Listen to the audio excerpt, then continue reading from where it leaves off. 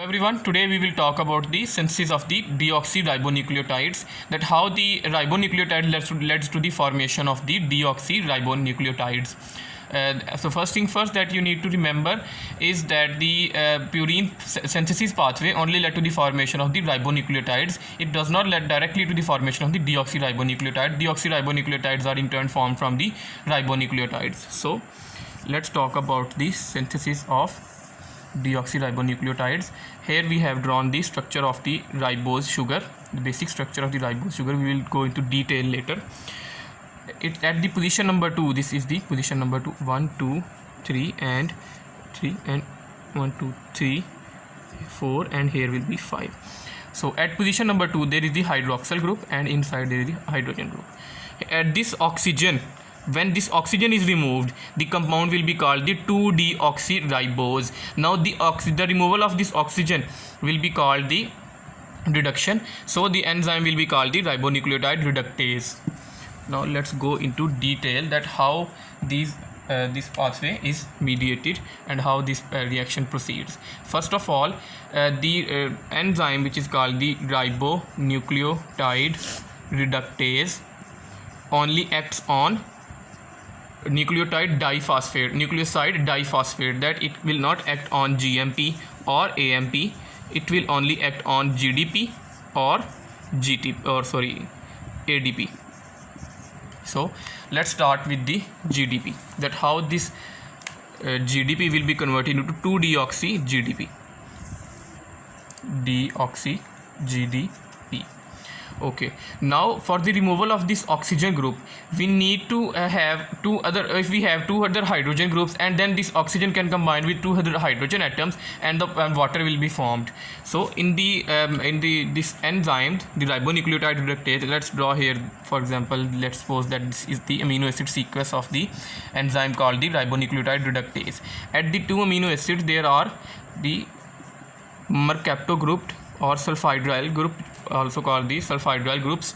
Now these groups will donate the hydrogen atoms, and this hydrogen atom together with the oxygen from the ribonucleotide will lead to the formation of the water, and when the oxygen is removed, the ribonucleotides are converted into the deoxyribonucleotides. But along with the formation of the water and the removal of the hydrogen from the ribonucleotide reductase enzyme, there is the formation of a disulfide bond. The disulfide bond is formed between the two amino acids on the ribonucleotide reductase enzyme. Now this disulfide bond needs to be broken so that the ribonucleotide reductase can go on converting the ribonucleotides into deoxyribonucleotides. So here let's suppose we have again the disulfide bond formed between two amino acids on the ribonucleotide reductase enzyme. Now these amino acids needs to be reduced, and the hydrogen will need to be added. So the enzyme here will be thioredoxin reductase. Thioredoxin. The compound here will be thioredoxin, and this thioredoxin will come and it will be oxidized. Now in the thioredoxin there are also two mercapto groups. Two mercapto groups are present in the thioredoxin. The hydrogens will be donated to the ribonucleotide reductase, and again here will be formation of a disulfide bond. Now this disulfide bond needs to be broken. The breakage of this disulfide bond is mediated by a compound called the thioredoxin reductase.